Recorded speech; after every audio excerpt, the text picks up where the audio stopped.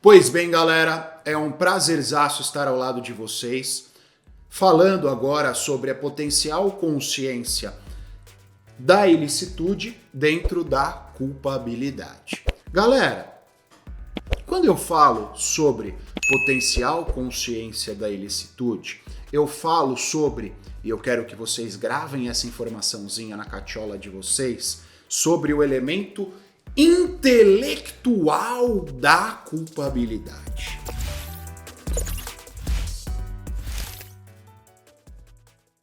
Quando nós pensamos em culpabilidade dentro daqueles já mencionados elementos biológico e psicológico, há uma suposição objetiva que os menores de 18 anos não têm esse elemento intelectual formado, e há uma análise subjetiva que aqueles que são detentores de doenças mentais, portanto, critério psicológico, não tem, por alguma razão, a formação deste elemento intelectual.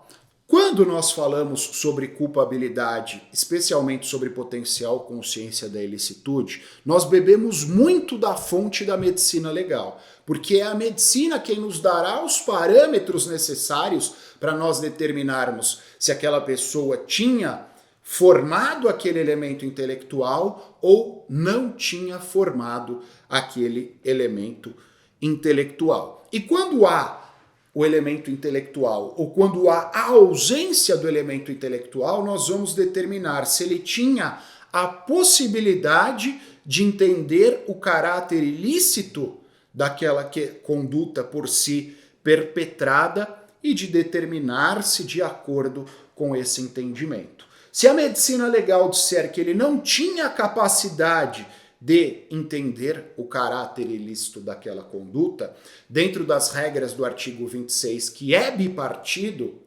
ele não estará sujeito à pena. Ele estará sujeito a quê, Acácio? As medidas de segurança, as duas modalidades de medida de segurança. As medidas de segurança previstas no Código Penal, mais especificamente no seu artigo 26. E quando nós falamos sobre potencial consciência da ilicitude, é importante também que eu faça uma remissão ao erro de proibição. Em blocos outros, nós analisamos o erro de tipo do artigo 20 caput do Código Penal, que exclui os elementos do fato típico, mais especificamente o dolo ou a culpa, a depender das suas circunstâncias e das suas hipóteses. E agora, quando nós olhamos para o erro de proibição, ele afasta o objeto da nossa análise neste momento, a potencial consciência da ilicitude. Significa que o resultado, quando da aplicação do erro de proibição naquele contexto, será a aplicação da culpabilidade. E nós temos duas espécies de erro de proibição. O erro de proibição inevitável. Quando o erro de proibição for inevitável, a gente exclui a culpabilidade por completo e nós vamos isentar o réu de pena. Quando o erro de proibição for evitável, ele ensejará a diminuição de pena de 1/3 a 2/3.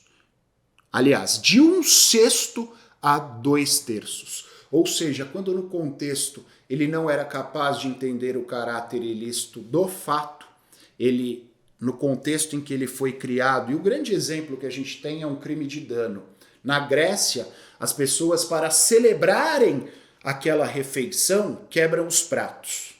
O sujeito é grego, vem visitar o Brasil, vai jantar num restaurante cujos pratos são banhados a ouro, caríssimos. Ele, ao final da refeição, entusiasmado com aquela rica gastronomia brasileira, pega aquele prato banhado a ouro e plau, quebra. Cometeu um crime? Cometeu, crime de dano, do artigo 163 do Código Penal. Mas, como na cultura em que ele foi criado, aquele contexto é admissível, ele não tem potencial consciência da ilicitude por conta das suas circunstâncias, nós vamos isentá-lo de pena aplicando neste contexto o erro de proibição. Repito, erro de proibição evitável, isenção de pena, erro de proibição, aliás, erro de proibição inevitável, isenção de pena, erro de proibição evitável, redução de 1/6 a 2/3,